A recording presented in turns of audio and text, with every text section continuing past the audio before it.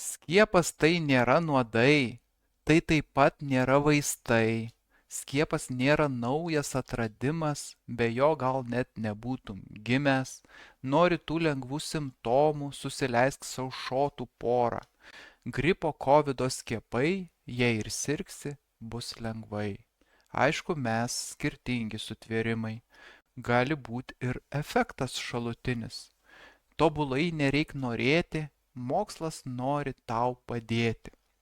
Kartais randasi herojų, kurie skiepus ignoruoja. Tiki jie senais melais, nesiskiepija visai, mokslo vertę ignoruoja, žoleles keistas vartoja, baigia mokslus, turi laurus, bet ant melo užsirauna.